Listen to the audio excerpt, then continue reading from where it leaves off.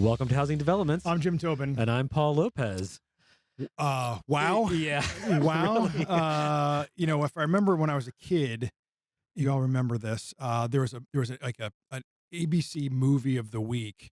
Might have been a two-parter called The Day After. And Oh, it was I remember about that. nuclear war, right? Yes, We're in that the was midst of the Cold War, fantastic. right? Scared the crap out of everybody. It did. It's like the nuclear snow and all that. Yeah. I feel, not the nuclear snow part, but I feel like, oh my God, The Day After, right? Oh, Yeah. Yeah. I mean, let's be clear. We're recording this Literally the day after, Monday morning. Yeah, Wednesday morning. And we thought, oh, early days. We'll have, we'll struggle a little bit. We'll call the Senate, that kind of thing. Right. But man, okay. Well, first of all, our sponsor. Yeah, LG. Right. Let's build a good life. LG Pro Builder. Let's build a good life together. And speaking of having a good life, man. Yeah, Mar-a-Lago's feeling pretty good this morning, huh? Yeah, this kind of surprised everybody. I mean, basically what we're talking about is that red wave that everybody thought that we were going to be having the last cycle. Yeah. We got it last night, right? Yeah. It's and we know we've been talking about this for a year now, months, right? Sure. Yeah, I just if he holds the popular vote, and I don't know if that's a firm yet. I mean, he's still got California's got to count, and still the fact that he's close last time, the last two times it wasn't even close, right?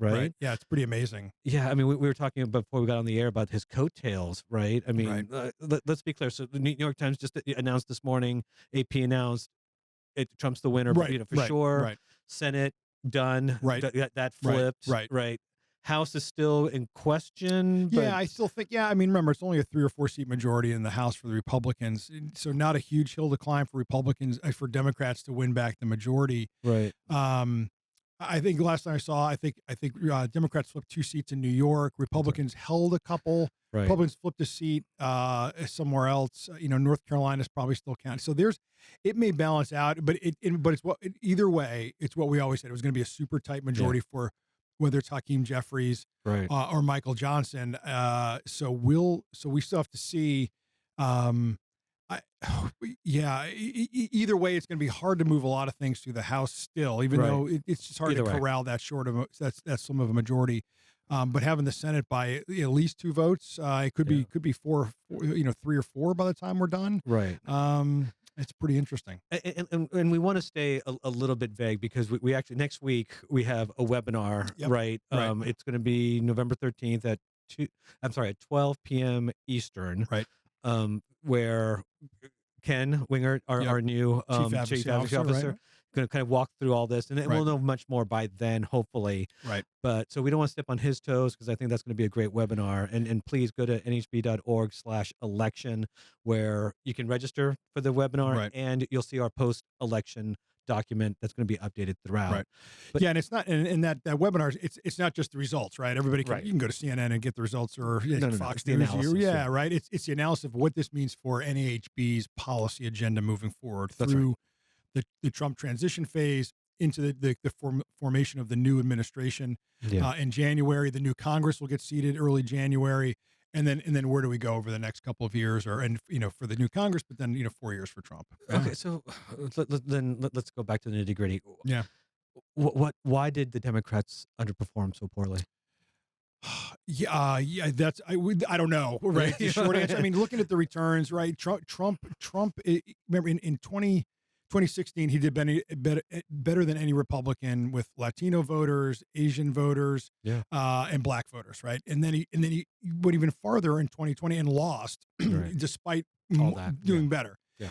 And this time around, he crushed it. I mean, he didn't win any of those populations outright, but he took a bigger percentage. Right. And I mean, I really think it came down to the economy. And immigration were the 2 biggest issues. Now we can have a conversation about how he presented those issues, whether it's solutions or casting what the situation was. And, a lot of we get stuck here in the Beltway so many times with the national press, and just kind of this echo chamber of, and so having the benefit of traveling around. I mean, I've was just in Kentucky, I've been to Puerto Rico, I've been all over the place. Yeah. And, kind of, surveying our members, and there was this vibe out there, but our members always had that kind of pro-Trump vibe, right? So, I think Vice President Harris underperforming so badly, right? New Jersey, Trump lost New Jersey by like 5 points. Biden won it by 12 or some ridiculous numbers. Right. Even And when she won, it was still by a smaller margin than was anticipated. Yeah, and I think ultimately they will say that I think she could have been a good candidate, but she got dealt a really tough hand, right? Biden drops out in July. Yeah. She's got whatever it was, 2 weeks or 3 weeks before the convention.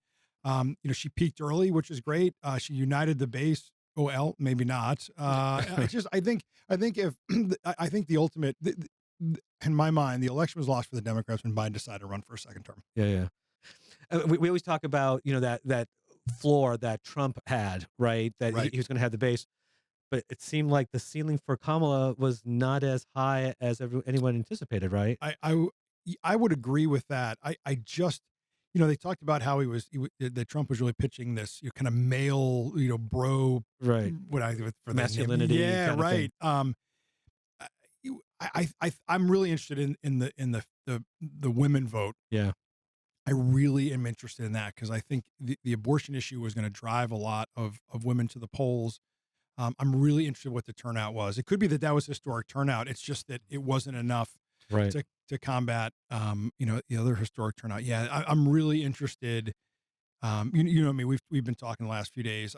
I like these kind of weird elections where nobody sees, just because I think it brings chaos to one side or the other. Right. And if Trump had lost, is this where the Republican Party finally has resets? Resets, puts Trump aside, the MAGA movement goes away, and it goes back to more of the what I would call the conservative base rather than what I call a Trumpian base. But now the Democrats are going to have to do that and figure out where did they lose. Those big populations have been the center of the Democratic coalition, before Obama, but that Obama put together. Right. It's really going to be a fun next few months just to watch. Yeah. What this all means. Well, yeah, because you're going to have the pundits spinning off like crazy, and they're always wrong. But it'll be for me. It's always the data, right? Like looking in there, like, okay, where did the rubber meet the road in terms of like who voted for what? I mean, I love all that, going into the details. So and that'll be early days, for a while. But so right now, is your feeling is that we will have divided government? You think the House will flip still? Because that was the one thing that you besides you called the Senate, yeah. The House. Trump was 50-50, but I kind of moved closer to him in the last few weeks. But I still think the House is going to flip.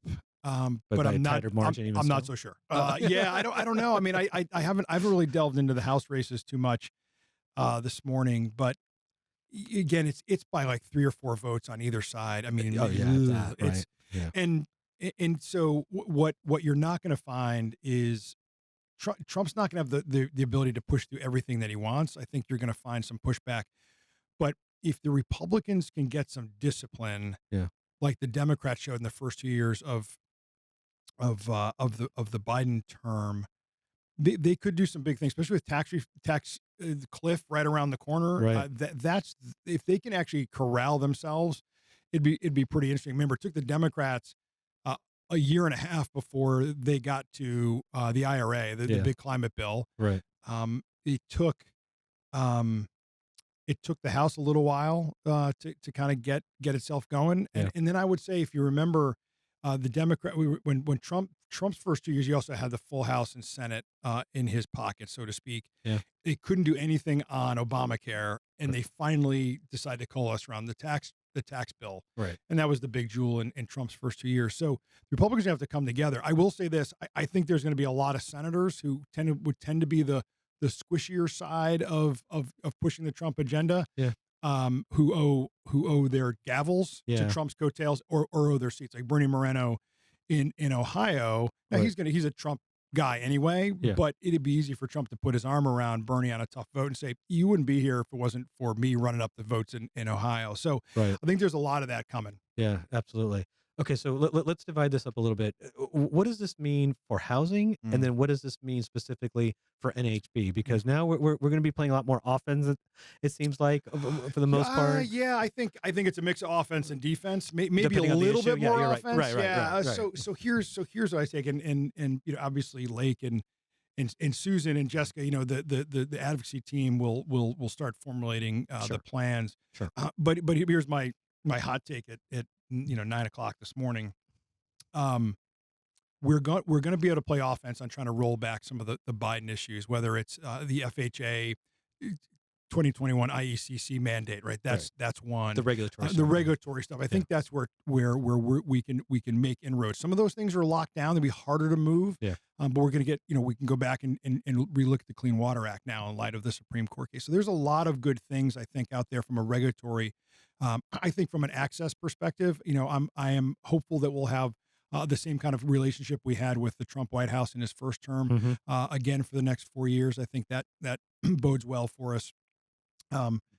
I think from a housing perspective, remember Trump's plans were not as fully fleshed out as Harris's plans. Right. So for me, that means there's more of a blank slate, but opportunity. And then on defense, I think tariffs are going to be the big thing for us, right? Sure. What authority does he have to put in these massive these huge tariffs he's talking about? Right. I don't know if he's going to be able to do that without congressional control, which means we're going to activate on that. He does have some administrative levers on tariffs that he can do. Sure. What I'd like to do is appeal to President Trump's deal-making skills and say, go cut a deal with Canada on the softwood lumber pact. Yeah. Like that. Finally. That'd be a great way, especially, this is where the hard work begins for NAHB and for the staff team here. Right.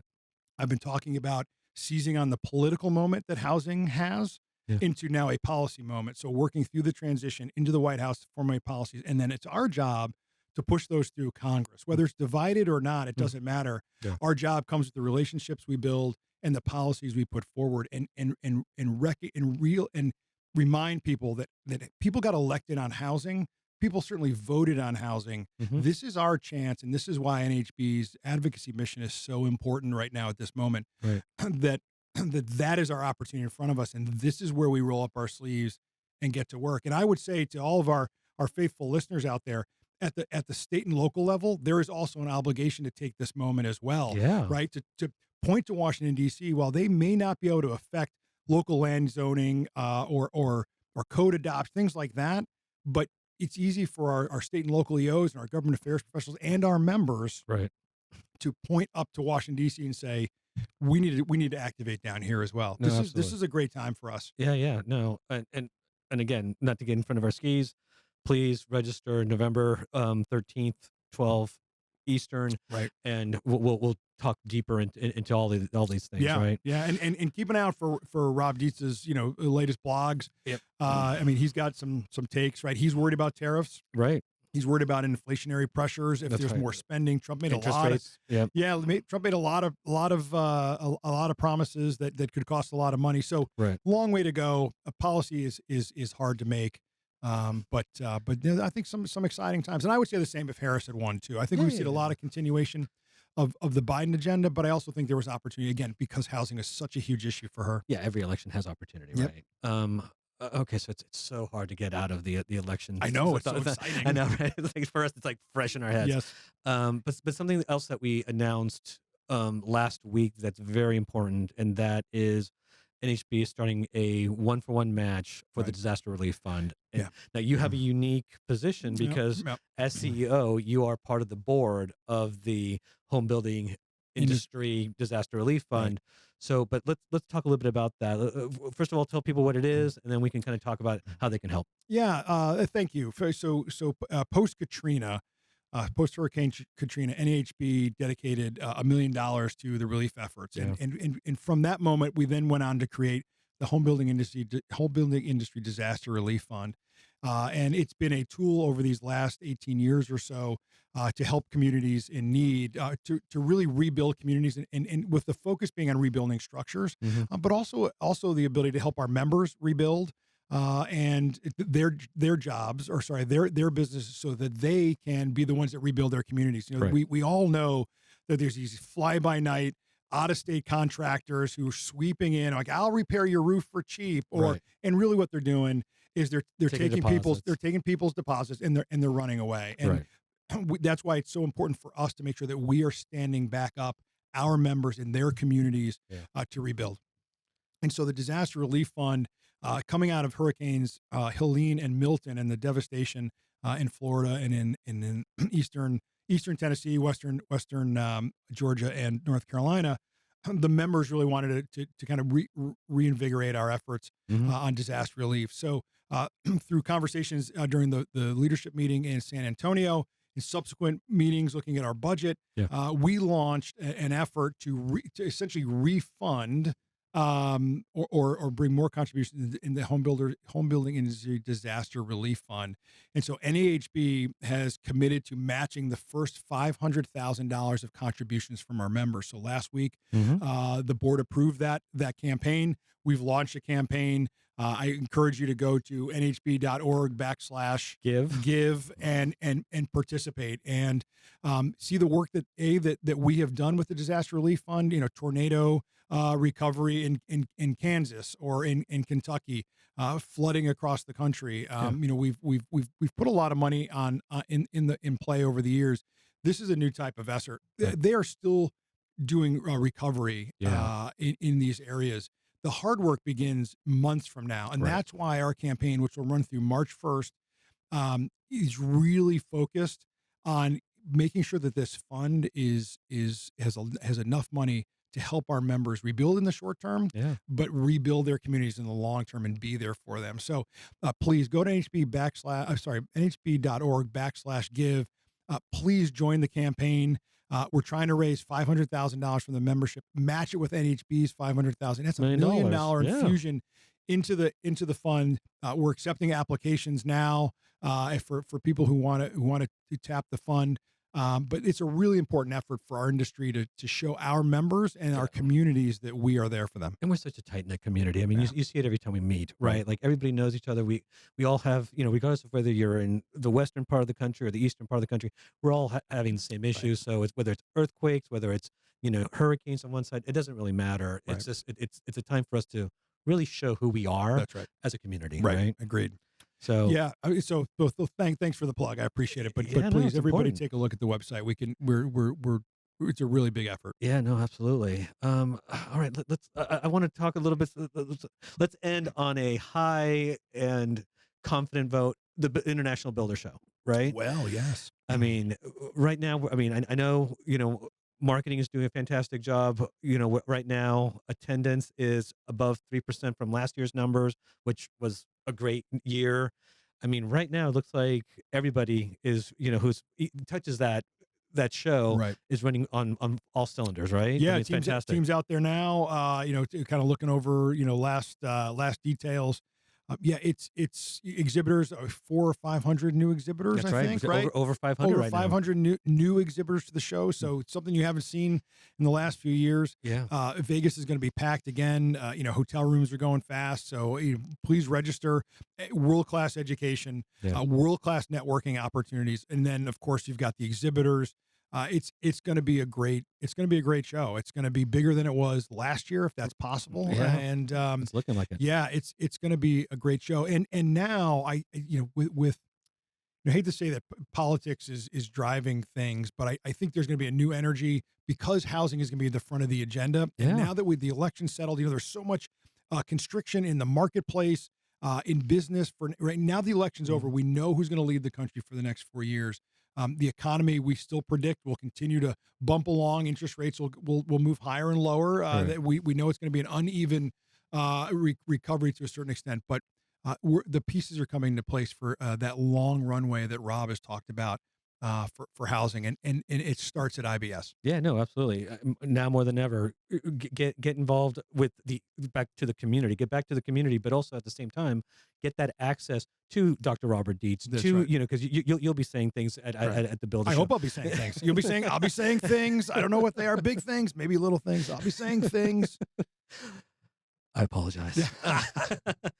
No, but it's clear that, like you just said, the Builder Show is going to play a key component for people's businesses, so they have a jump on what's going to be happening in the next 4 years. Yeah, and just to be able to get together with your fellow colleagues. I'm a big believer in the networking and the knowledge transfer between members. Yeah, whether you're in a central, you're in the hallways, you're walking the aisles, absolutely. You're at a party. It's just it's the place to be. Absolutely. All right, man.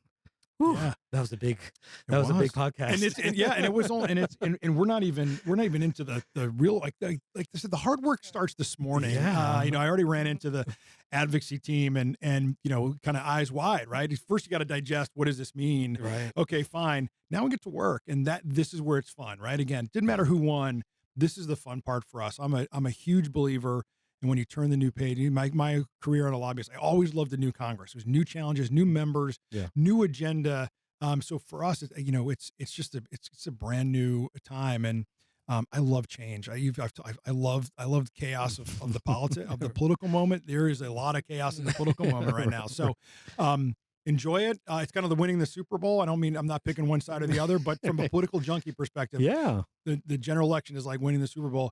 You get to celebrate, and then we get on to the game, right? That's right. That's right. And again, November 13th, 12 p.m. Eastern. Please register at nhb.org/election. Yeah, awesome. Because we'll also have the post-election document there that we'll be updating. Yeah, updated with new results. That'll be a living document, just because California will take a couple weeks to count some of those races. But yeah.